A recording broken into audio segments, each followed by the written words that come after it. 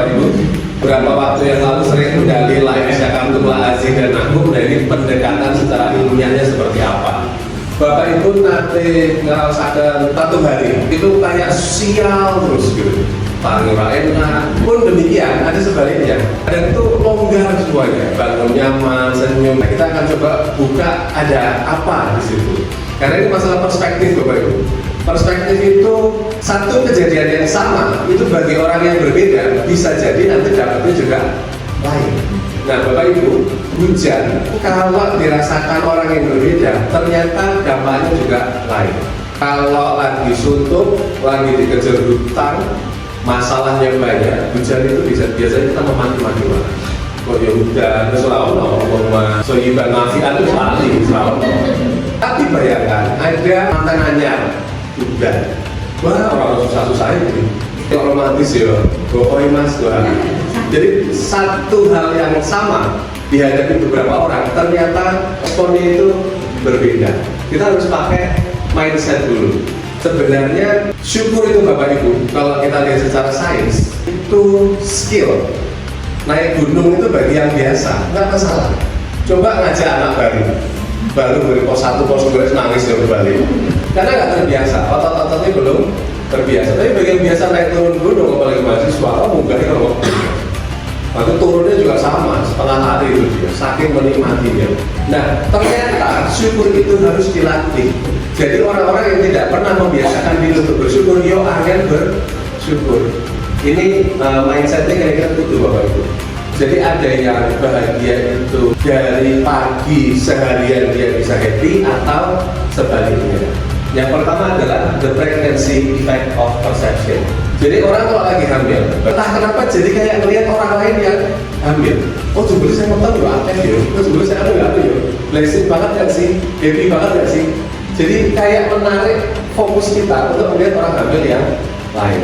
Kalau Bapak Ibu lagi naksir handphone tertentu, motor tertentu, itu entah kenapa jadi sering kita lihat. Kalau kita terbiasa fokus kepada rasa syukur, kita gampang menemukan rasa syukur. Bapak Ibu kalau masih ingat, saya pernah riset kecil-kecilan di kelas ketika mengajar gitu ya, saya kasih kertas gitu kan, 30 detik silahkan tulis sisi negatif atau kekuranganmu. Start now. Wah langsung lulus apa? Kalau saya tulis kos 30 detik loh, mantan tulis kos 10, aneh banget. Sekarang kertasnya dibalik, tulis sisi positif atau kebaikanmu. Wah macet ya. Ada yang cuma 3, ada yang 1, angel banget. Artinya apa Bapak Ibu? Kalau kita lihat, kita itu lebih mudah fokus kepada yang jelek. Nggak cuma soal perasaan ini, tapi kalau kita bicara soal gratitude atau rasa syukur, kita lebih mudah fokus kepada yang tidak disyukuri, yang negatif daripada yang kita bisa syukuri. Kalau ada orang, dia punya 1 juta, kok hilang 100.000, dia fokusnya kepada yang 100. Saya ditangisi 100 saya dia lali dan pijak 100. Jadi itu kan sebenarnya secara logika itu nggak masuk akal. Wes duwe akeh banget, kok fokus kepada yang kecil. Nah kita itu cenderung begitu. Makanya perlu dilatih supaya fokusnya tidak hanya kepada yang negatif saja. Nah itu akan kita latih di sini. Yang pertama fokusnya, tadi saya beri contoh orang hamil, kita lagi ngidam handphone, itu fokusnya itu ternyata bisa dilatih. Itu skill, itu bukan sekedar dilatih tapi bisa dilatih. Nah, ternyata Bapak Ibu secara sains ya. Nah, dengan kita ada berlatih bersyukur dan bersyukur level yang untuk enggak, itu kita mulai melihat solusi. Oh, kalau bocah ini mau begini, iya ya. Ini bocah kalau sama anak-anak jangan ngomong begini. 40 day training rutin itu apa saja? Memang rutinitas itu Bapak Ibu dahsyat ternyata. 40 hari rutinitas, cobalah Bapak Ibu. Mungkin 10 hari sudah terasa hasilnya.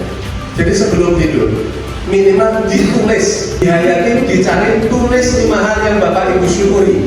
Apa saja? Setiap hari selama 40 hari kalau bisa Bapak Ibu.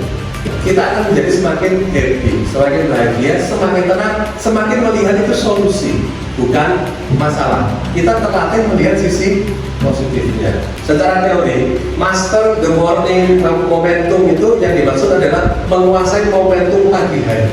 Jadi pas kita bangun itu, kalau bisa memang sudah mulai aware dan sadar.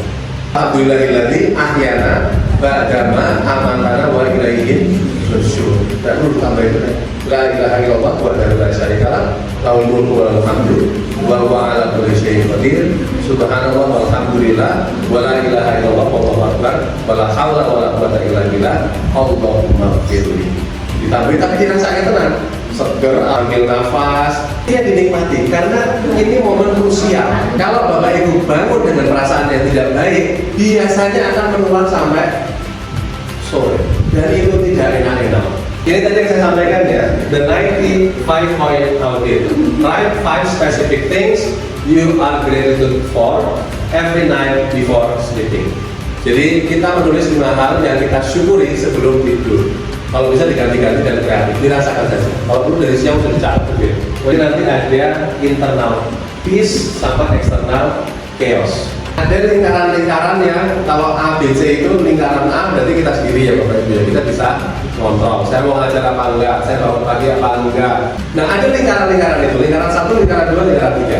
Ada yang bisa kita kendalikan, ada yang kita bisa taruh dikit-dikit, ada yang sama sekali tidak. Dan yang tidak itu yang harus kita lepaskan. Kita harus ikhlas. Mensyukuri apa yang dimiliki itu ternyata ya baik-baik saja. Fine-fine saja, begitu kita sudah bisa. Sebelumnya orang yang jual handphone tolong dulu, sebenarnya orang masalah itu orang kudet, nggak terus nggak update itu biasa-biasa saja, nggak masalah. Kalau beli laptop bekas ternyata aman-aman saja, lalu ada solusinya. Core filosofinya dari yang kita bicarakan itu yang pertama adalah perubahan dari dalam, kemudian perspektif terhadap situasi. Perspektif itu berarti sudut pandang. Kita selalu cari sudut pandang yang positif.